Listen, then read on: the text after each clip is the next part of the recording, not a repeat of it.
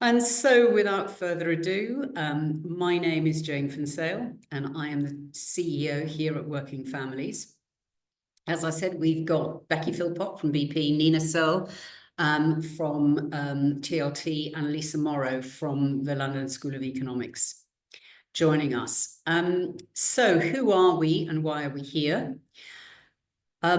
We are delighted to welcome you to our webinar, which is in partnership with BP. We are the UK's national charity for working parents and carers, and our mission is to remove the barriers that people with caring responsibilities face in the workplace.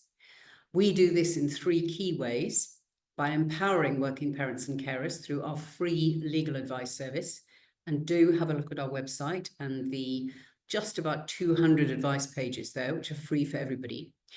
Most of you will know that we support employers to improve their flexible and family-friendly practices, and I guess that's why you're here on this webinar.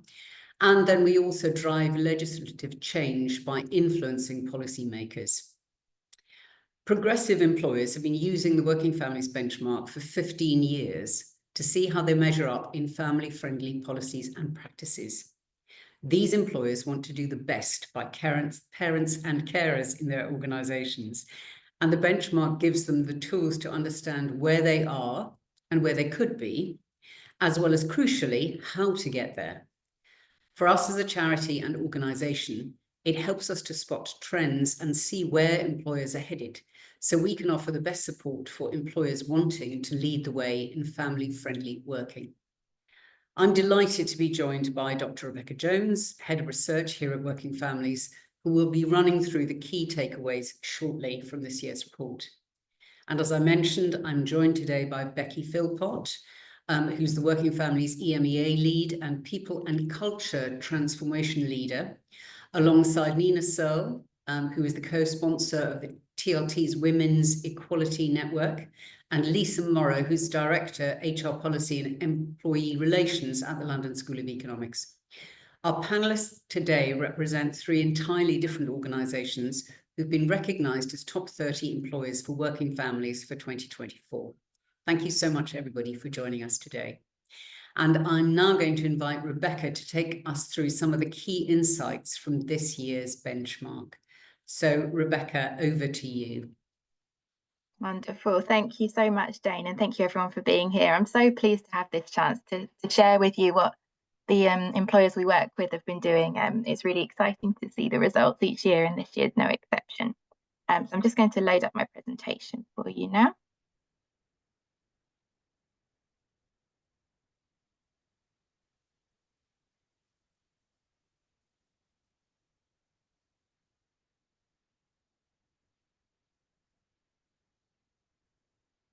So we're looking in this year's benchmark report, and how exactly do we go about building a flexible and family-friendly workplace? And as Jane mentioned, the thing that's so exciting and insightful about the benchmark is that it's the only tool that measures all aspects of an employer's flexible and family-friendly policies and practice. And we look at how they're integrated into the organisation. We ask for lots of data. Any of you here who've participated in the benchmark will know it's really data heavy. So we're really trying to get a sense of what really goes on in a workplace, as well as what employers' policies are. And then, as well as being able to go through the results of each employer's benchmark entry with them, we also are able to look at all the benchmark results all together and look at the trends that emerge from that. So what I'll present to you today is some of the trends we've seen emerging this year amongst our best practice employers. So it's kind of important to recognise we're not trying to represent a picture here of what all employers are doing. Rather, this is giving us a kind of flavour of what do the best practice employers do, what can we aim for. The first part of the benchmark I want to go through with you today is looking at flexible working, and in particular what flex means for today's world. So we all know we've seen a lot of changes over the last few years in terms of flexible working, and COVID, the pandemic, precipitated a whole range of changes in the workplace. But there's still plenty we know that can be done to make workplaces truly family friendly. This year, we were really pleased to see a few key pieces of legislation coming into force that we think are going to make really big changes for parents and carers in the workplace. So that included the day one right to request flexible working, the right to unpaid leave for carers, and greater protections against redundancy for expecting and new parents. So this is all brilliant news, and we want to see how employers are reacting to these changes. So some good news to start with from this year's benchmark report. Rates of flexible working do remain high. So 62% of organisations who took part in the benchmark this year reported that over 3/4 of their staff work flexibly. That's still really high compared to the pre-COVID era. So pre-COVID, we found that about 28% of small organisations and 11% of large organisations had the same numbers of staff working flexibly. So you can see the gains that were made during the pandemic have remained in place. But we're aware, of course, that we need to really keep an eye on what's happening with flex today. We know in some organisations, not so much amongst the employers we work with, but others, there is a push to get employees back into the office. So we need to make sure that where remote working isn't so much a part of employers' flexible working offering, there are still other forms of flex available. And where employers are moving towards hybrid, we need to make sure that's really working for employers and employees alike. So there's a lot of best practice with flex going on amongst the employers that we spoke to in the benchmark report. But we know outside those best practice employers, there's still a great demand for flex amongst working parents and carers. So Working Family's own polling in 2023 found that 1/3 of working parents and carers had actually considered quitting their job because it wasn't flexible enough. So that suggests to us there is still a bit of gap between what the best practice employers who take part in the benchmark are doing and what employers across the board might be looking at. For those employers who offer flex, like our benchmark employers, they continue to report a huge range of benefits. So as in previous years, we've seen employers reporting significant reductions in their real estate costs, in their travel costs, and also reports of increased productivity remain high. So for all of those benefits, just under or over half of employers reporting those as significant benefits for them. There are, of course, though, still plenty of barriers to flex, and that's one thing that we try and work with employers to help them move through. But we have to say this year, we saw really coming to the fore the effects of the current economic climate. 54% of benchmark employers said that was a barrier for them in improving their flexible working offering. Alongside this, they reported lack of budget, lack of resources as barriers. We've seen that in previous years too. And then lack of line management knowledge and skill for 1/4 of employers. That's something we're going to come back to in a minute. I was interested to see a number of you in the poll at the beginning of this webinar saying you are going to be working on that as well.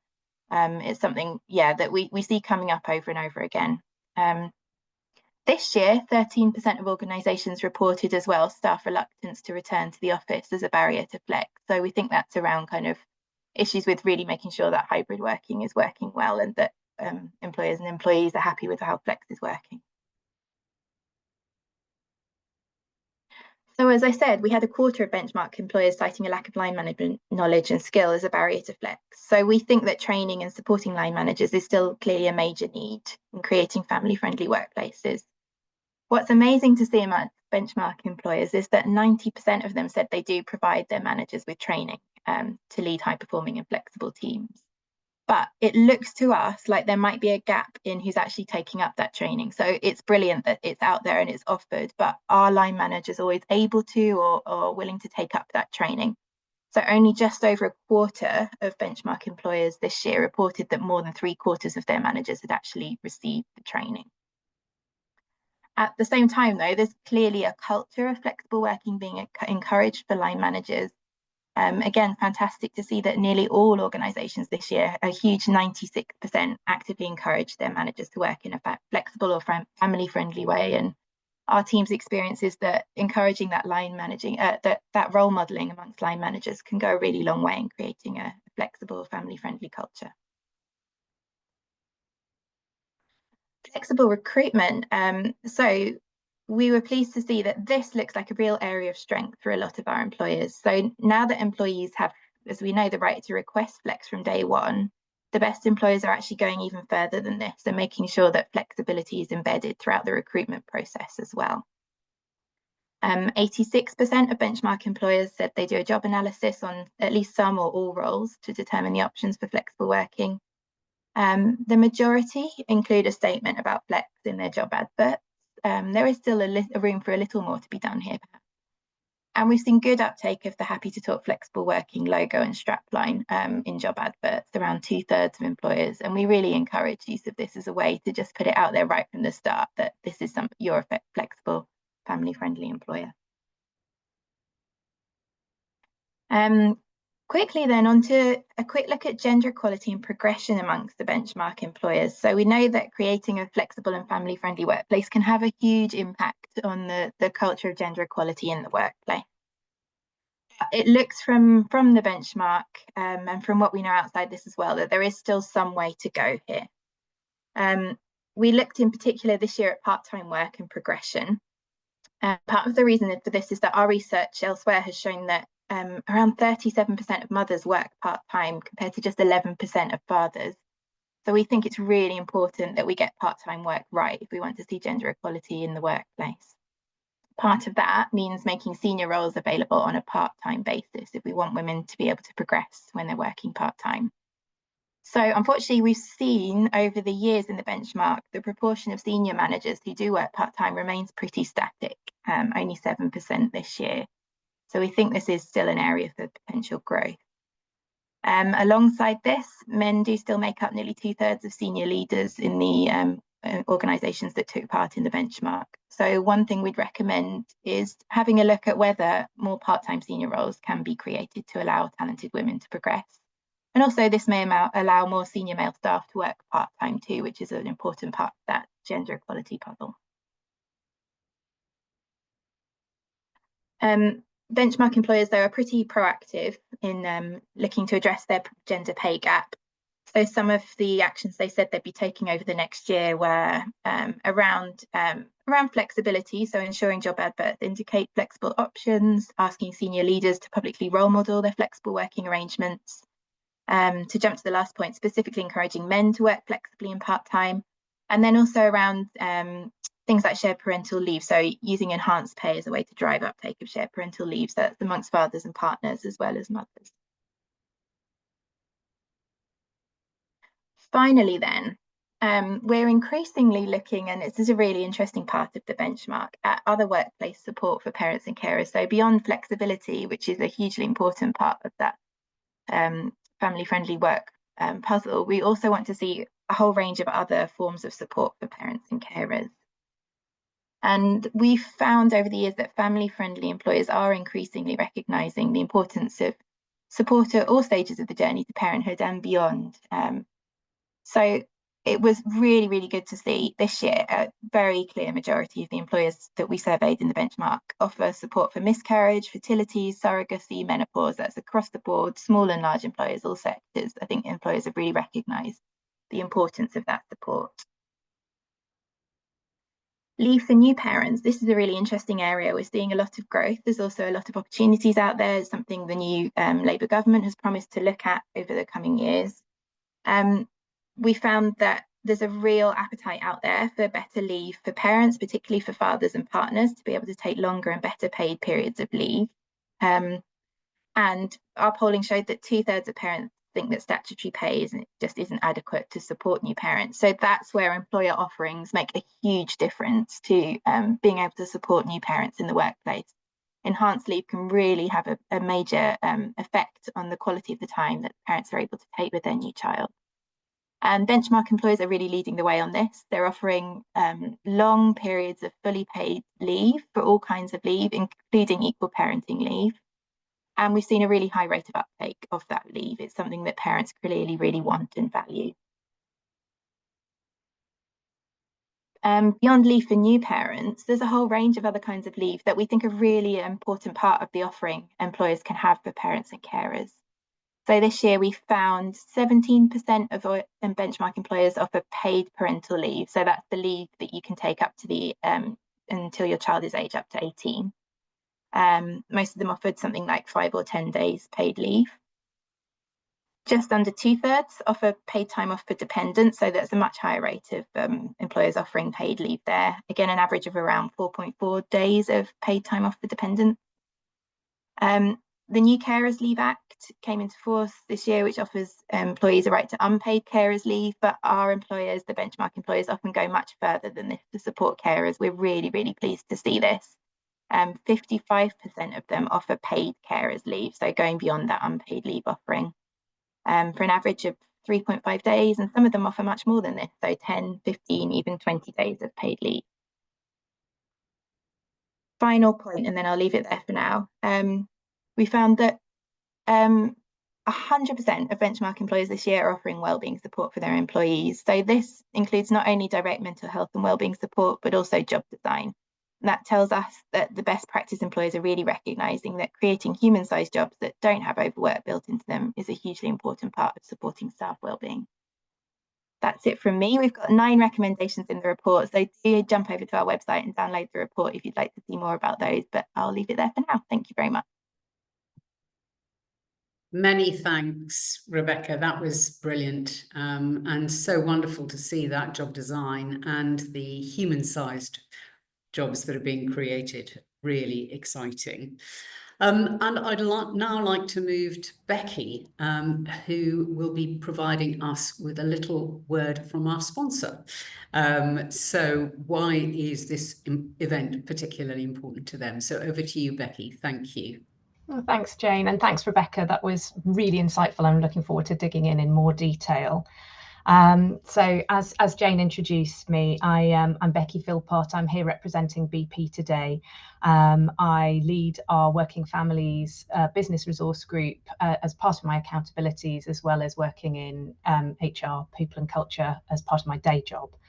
And the benchmark is really important to us in BP. It really is a great opportunity for us to understand where we sit against progressive practice and how we can keep improving. And so in today's session, you know, it's a lovely opportunity to share with pride, but it's also an amazing opportunity to learn. And I've already been making some notes as I go.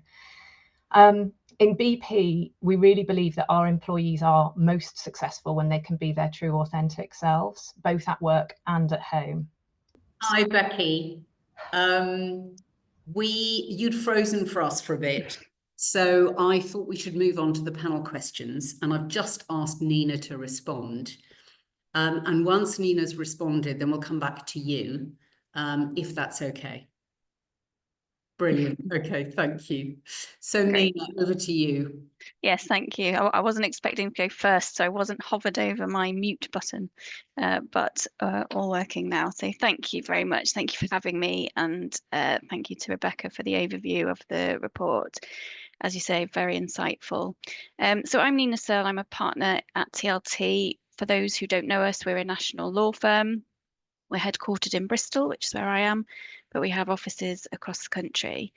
I'm actually a corporate lawyer in my day job. I don't have an HR kind of function. I'm not. I'm one of those people managers that's never had any training in people management.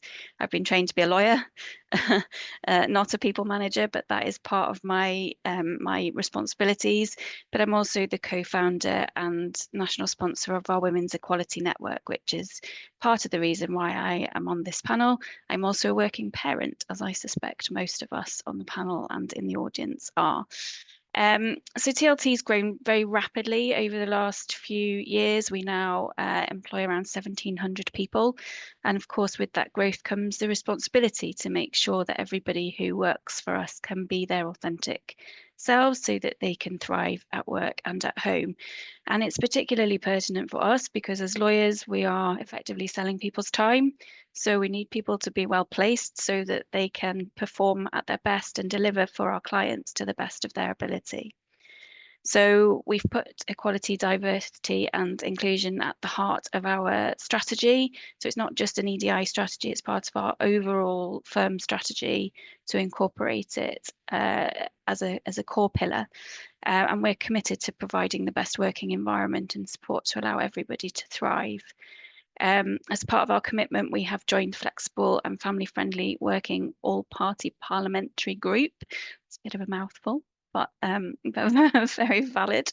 And we are a sponsor of that group. So yeah, further demonstrating our commitment, but specifically in terms of the support that we have in place for our parents and carers amongst our workforce.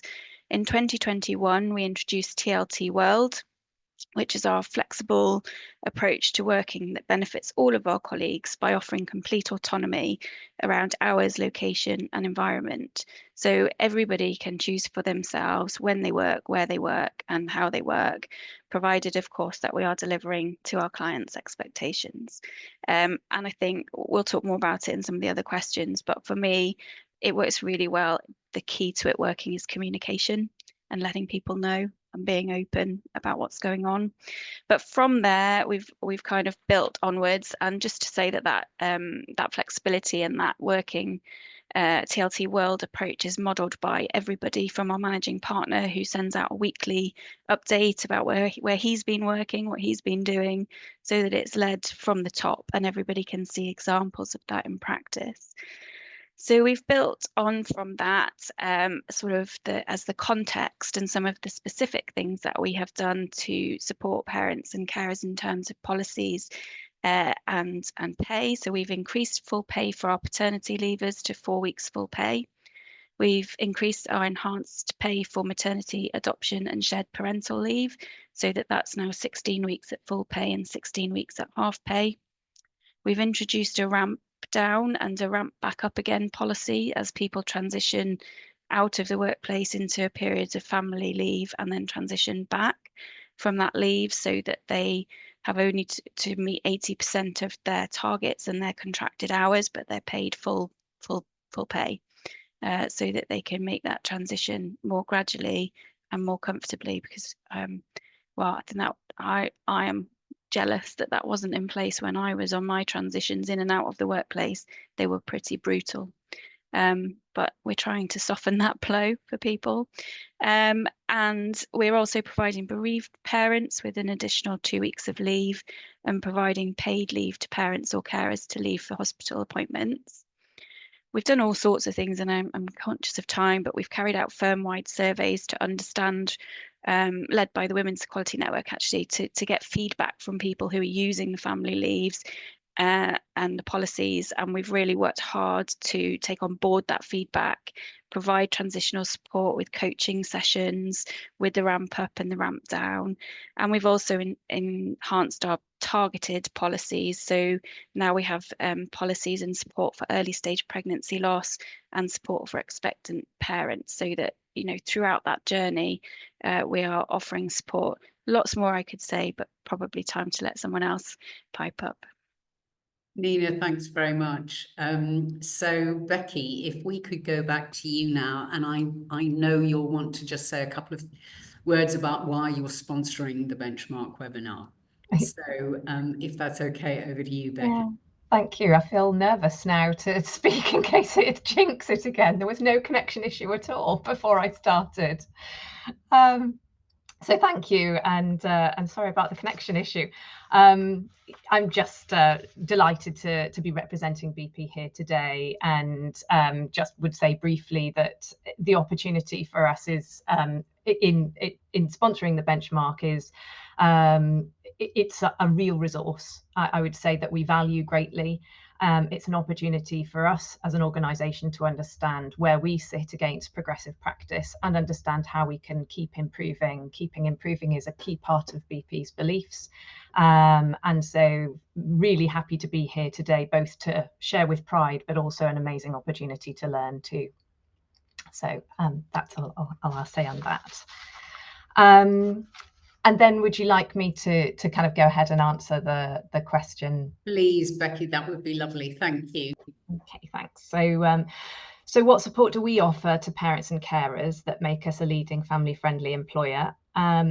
Well, again, I think this is all context, isn't it? So context as a very large employer will be different to a medium-sized employer, and the different employing contexts that you have people in. In our organisation, we do believe that employees do their best work when they can be their truest best selves. And we recognise that family responsibilities are a vital part of all of our lives. And so being flexible can make a significant difference. First of all, to talk about the Working Families Employee Network, that provides a dedicated space for colleagues with caring responsibilities. Our biggest supporter is our CFO, Kate Thompson. She's our executive sponsor, and she provides that visible leadership as being extremely supportive and engaged in our activities. We have now got over 1,900 employees in the UK who are part of our network. And so we're able to listen to employees to understand what they are looking for, and that allows us to advocate for family-friendly policies, as well as offering resources to employees through the network and creating a safe space and an inclusive environment for people to raise what's on their minds. Last year, we had some significant policy changes, and so that included the introduction of paid neonatal care leave and the extension of emergency childcare bookings. So that provides more flexibility for working parents. We also regularly promote our family-friendly policies and help to drive line manager training, like Rebecca was talking about. That particularly focuses on expectant and returning parents. And finally, we've also introduced a maternity toolkit, which builds on our good practice, but it helps to bring that to life and operationalize, like how do you actually make this work for you?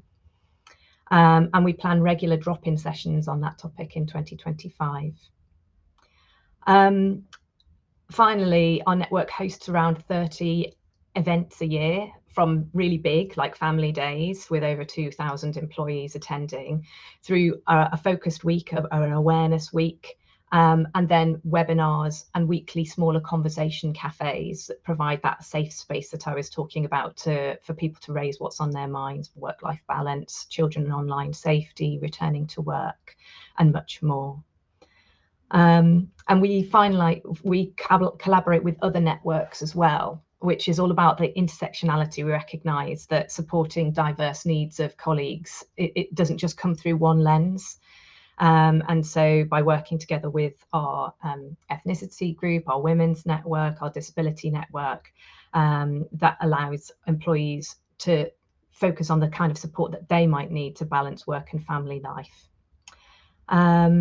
We do also do, as Rebecca was talking about, we have had a focus on fertility in the workplace and menopause support to ensure that employees dealing with health challenges related to either family planning or menopause can get that practical support and flexibility. So those are some of the things that we have done that we're quite proud to share about today. Thanks.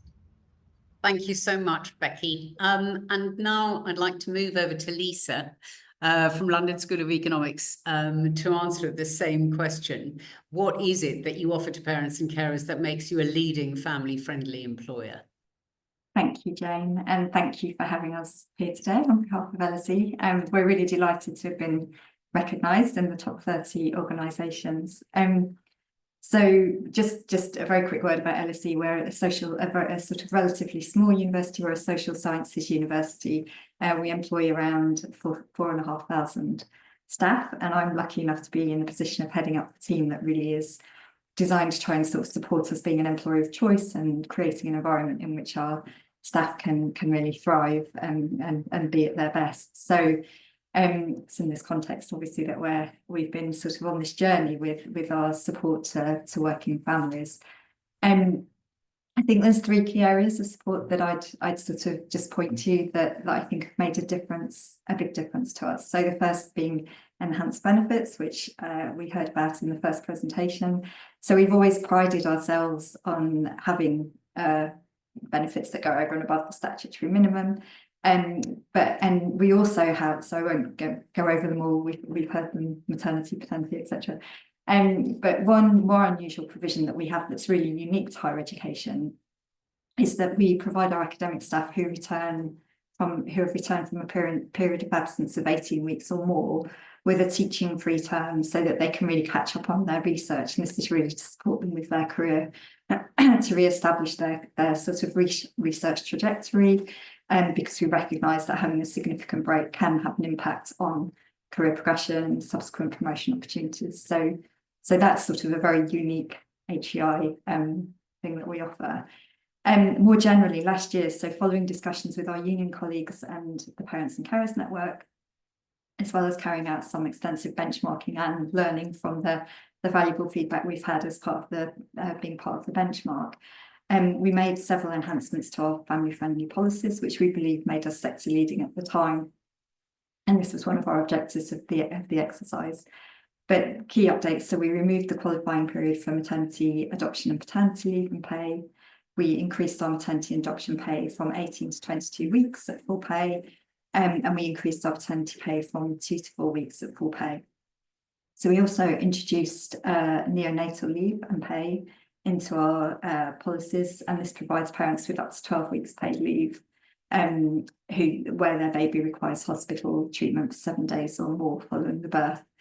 And we took the opportunity, as we were sort of updating our policies, to include more other areas such as surrogacy and fertility to make, to clarify the support around that. So that's our policies. In terms of flexibility, this has been a day one right for us since 2022, so a good while before the sort of latest legislative changes came into force. And we encourage discussions at key stages of the employee life cycle, so during maternity leave, paternity leave, sickness, etc. Along with many others, following, in 2022, after the pandemic, we introduced blended working, and this has really changed the culture dramatically when it comes to sort of a flexible working approach. So this offers employees and managers more options as to when and where they do their work, focuses on outputs rather than presenteeism. And then thirdly, we've really focused heavily on promoting cultural change. So we're aware that it's not just enough to have these great policies and expect that everything will change. So we've worked on different means to really encourage this. So with flexible working, for example, we have, in addition to our policy, we have a flexible working toolkit. And this provides guidance and support on requesting and approving the arrangements, as well as informal arrangements. And we also includes case studies around working fathers. We're very conscious that that's a really important area. Job shares and creating sort of local stories of how they've created flexible culture. We regularly promote our wellbeing resources and flexible working options in our newsletters, via our communication channels, during awareness days and weeks, and as part of sort of individual discussions. And the one thing that final thing that we've introduced is something called LSE Manager Bringing Policy to Life sessions. And these we run them regularly on different HR topics, but we've very much focused on family-friendly policies and flexible working. And we have somebody from my team that talks through the sort of pertinent parts of the policy, and then we have a more interactive session with case studies so that we can provide managers with examples of how to implement policies in a positive way. But also it gives us the opportunity to tease out any concerns or resistance and deal with that before we sort of launch policies. So yeah, there's some of really we sort of take a holistic approach to this, and we've really sort of worked towards putting this comprehensive package of support in place. Super, thanks so much, Lisa. Really interesting, that issue about academics needing that time for research. It's always something that I think we forget in the corporate world, that actually it is a different career path. Thank you very much for that. So Becky, if I can come back to you now, what has been the most significant benefit of being a flexible employer? Thanks, Jane. I would say that it's taking the approach that being flexible isn't just a perk, it's a key enabler.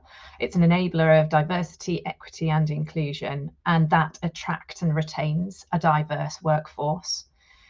So offering flexibility means that people from all different walks of life can thrive in our workplace. So it's not just parents and carers, it's employees with different needs, and in fact, it is holistic towards anybody. So it also has a direct impact, as we've seen, on employee well-being. So in terms of reducing stress, allowing employees to bring their whole selves to work, and that's really crucial to us. We really value inclusion and authenticity. And so whether it's working from home, we have a hybrid working as standard with 3 days in the office, 2 from home, flexing hours, last minute time off, and we have two days available for employees to take at any point in time when they just need to, and that's not linked to any kind of caring responsibilities, so it's across the board. That's there to allow employees to be where they need to be to balance work and caregiving responsibilities. We also encourage employees to explore both formal and informal arrangements for flexibility, both how, where and when they work, allowing people to work from different locations outside of set working hours, to adjust their working schedules to accommodate other commitments. And that's available to anybody alongside line manager approval. So we just need to recognise that we have employees who work in operational environments, in sales environments. We have a real breadth of environments that do need to be taken into account. So it does rest on the line manager discussion. So we think that those practices come together to support our goal of creating modern and inclusive working arrangements to help employees balance personal and professional responsibilities. Super, thanks so much, Becky. And Nina, I'm going to come over to you now. What has been the most significant benefit of being a flexible employer for you? Well, there are so many benefits, aren't there? It's difficult to choose one. I mean, the bottom line, that's a business objective right there, but it's not really the primary objective. For us, we've seen growth in terms of people numbers, in terms of revenue, in terms of productivity. We've seen costs go down. The benefits of an EDI centred focus, I think, are well understood, that a diverse workforce is much better for business, and being flexible enables us to have a far more diverse workplace to retain people in the workforce that might otherwise leave it. I mean, I think I would put myself as a case in point. I've got children and pets and elderly parents, and I'm forever going somewhere or doing something and working poolside or working from my mum's house or doing what I need to be able to keep all of those plates spinning, but still fulfill my responsibilities to my team and my job to my clients. But I wouldn't be able to do all of that if it wasn't for the flexibility that TLT offers. So I think, you know, it is important to keep people in the workplace. I think it's really valuable for employer brand as well, because the most powerful thing is when people talk to their friends and say, well, I did this, and it blows their friends' minds that they're allowed to do that and to structure the day the way they need to do to meet their responsibilities. And it's as Becky said, it's not just about working parents, it is a holistic thing. So I've got people in my team who don't have any caring responsibilities, but they use the time to do other things, a project on the house or whatever it might be. There's no stress about being in to take deliveries or have the washing machine repaired. All of those things that happen in everybody's daily life can just be part of the working day without any kind of stress or any need to hide them or pretend they're not happening.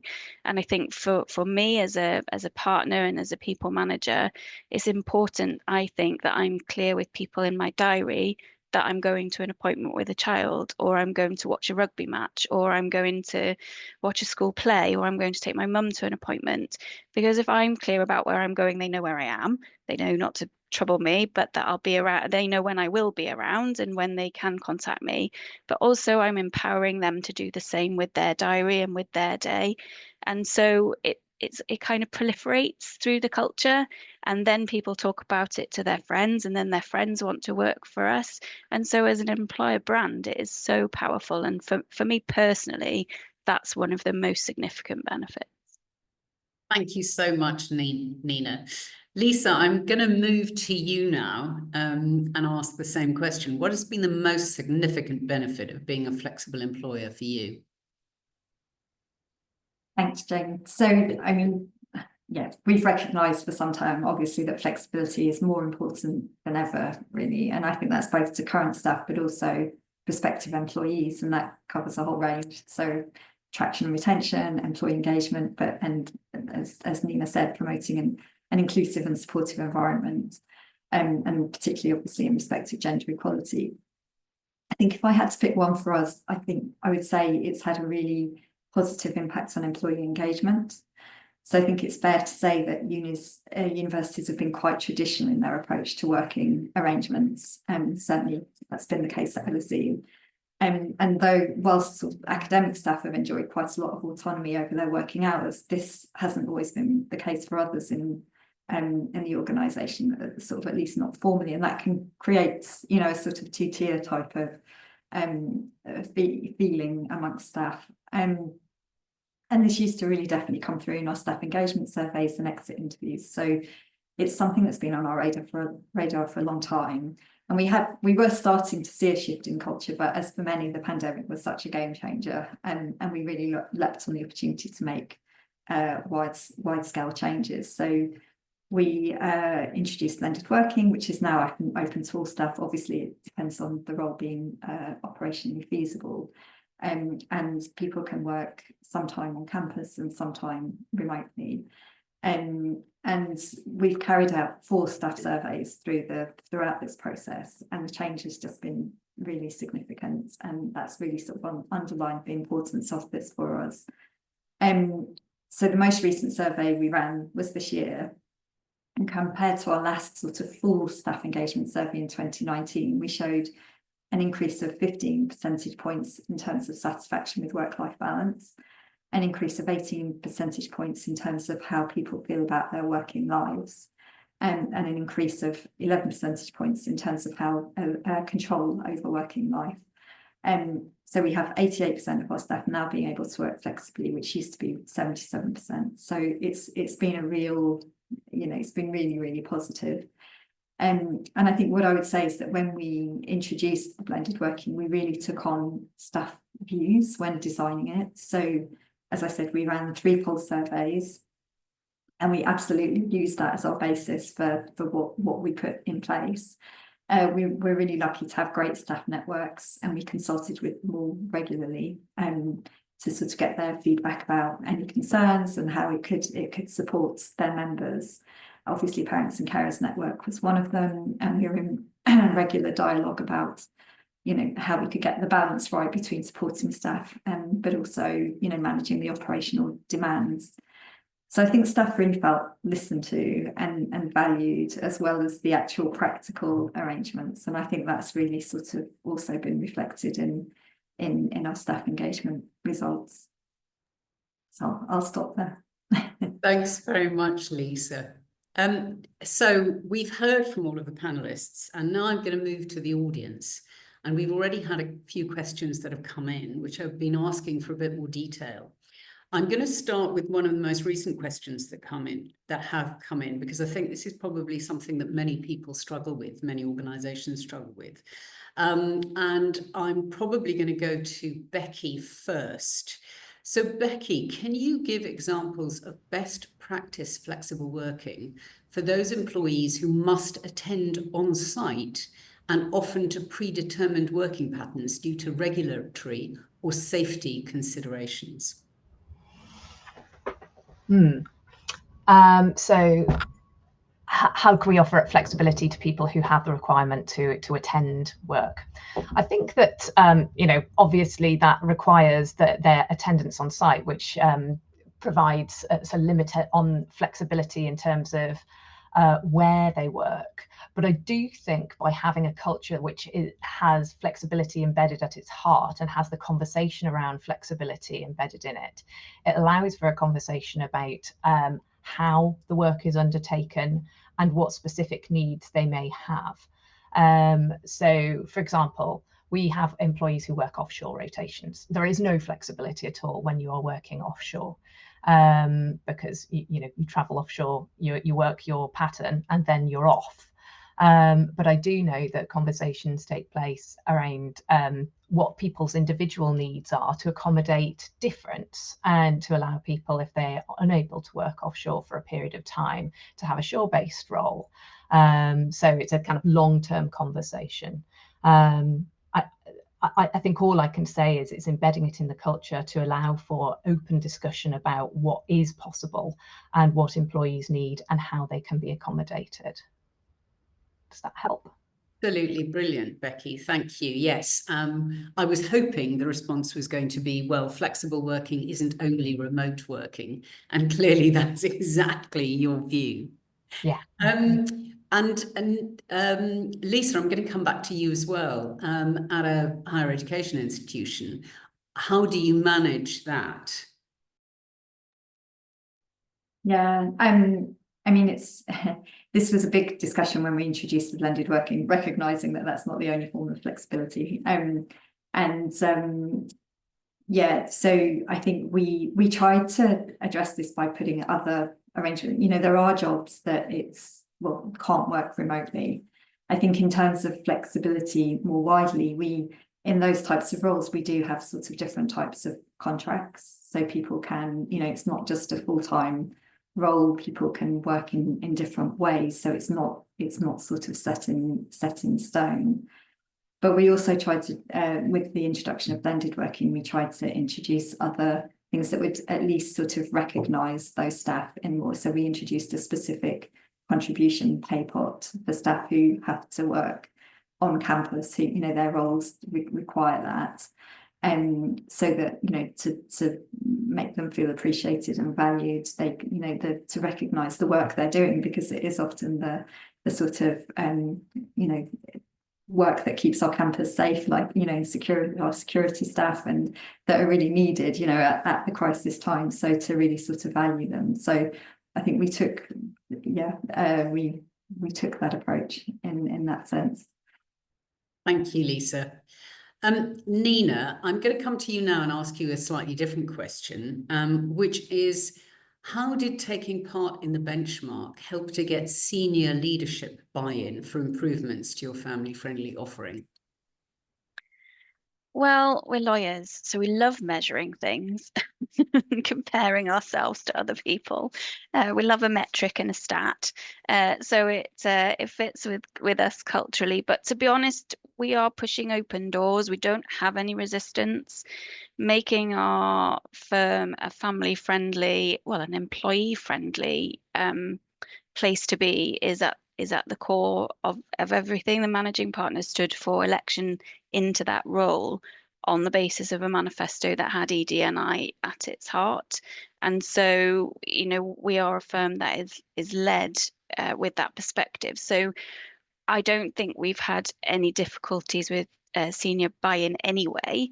But we are always looking to make sure that we're not falling behind, that we're not resting on our laurels, that we're not thinking, oh, that's ticked off, we've done that now, we'll move on, we'll look at something else, because all of this is evolving, and policy improvements that we made previously, we've revised, you know, we've revisited, we've revised, we've brought them, we've enhanced them. So it is an ongoing journey, but our senior management team have been very clear with their directive downwards that that's what they want to achieve rather than the other way around.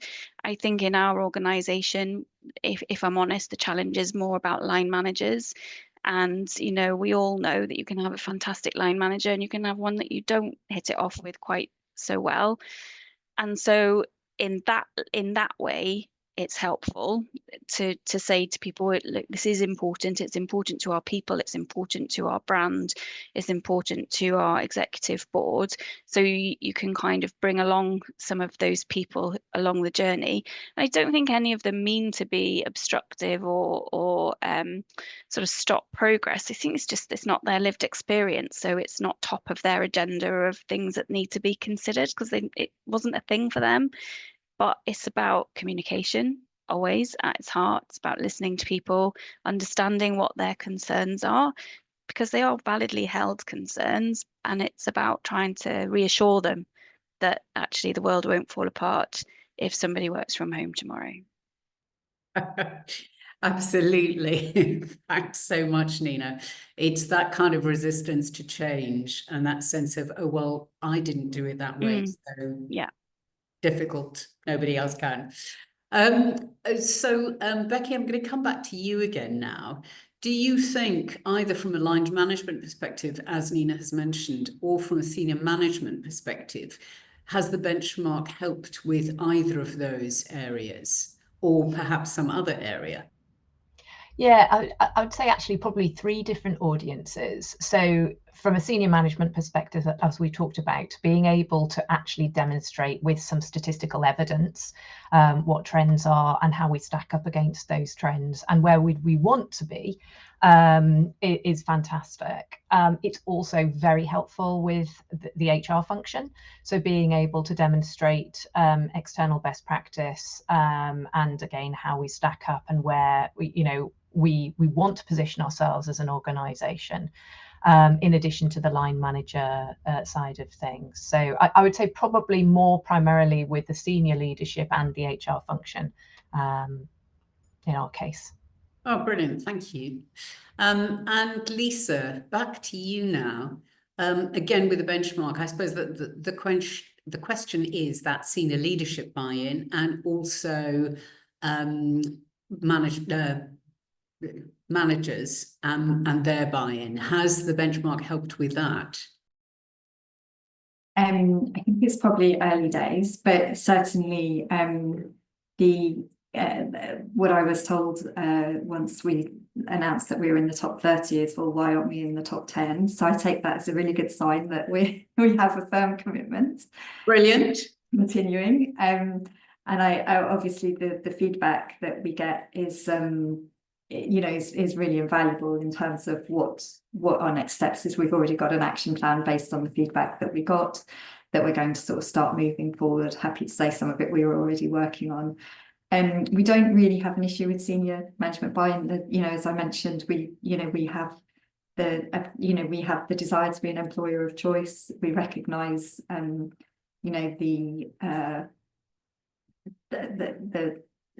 different challenges from different for different groups, and really working hard to sort of make LSE as inclusive as possible. So but obviously it's a journey, and we're on that journey, and we hope to sort of continue, and the benchmark is a big part of that.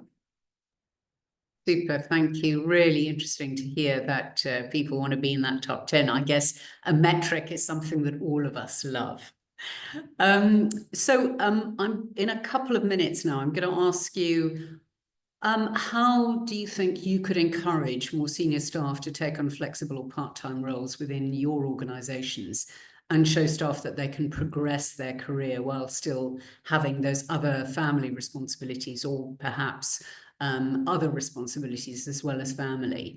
And I'm going to come to you really quickly, Becky. We've got a couple of minutes, so if you could keep your answer short, that would be lovely. Thank you.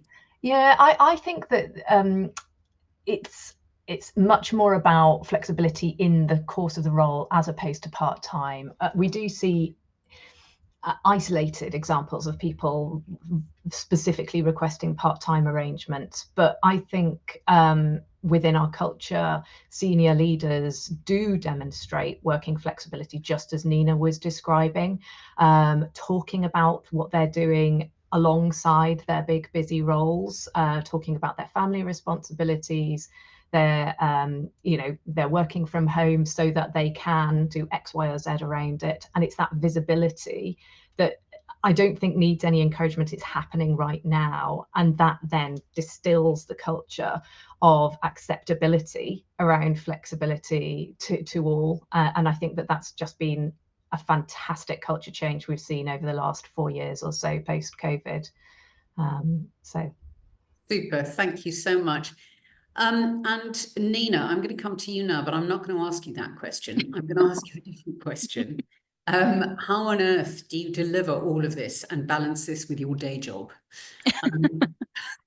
So are your people teams involved with the doing, and how do you make that work where your capacity is limited without impacting your paid work? Yeah, so that's exactly it. So I'm a sponsor, and a passionate one. So I really care. I was instrumental in setting up our first employee resource group because it really matters to me.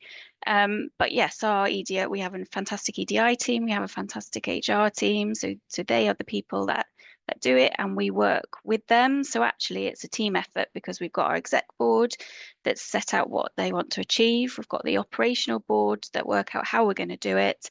And on that operational board sits some of the HR and EDI team, and then we work in close conjunction with them, because there's an employee network. We see it as a two-way street. So there's what the firm wants to do and wants to use us as a resource and as a tool to achieve that. But we also work the other way. So we take soundings and people talk to us.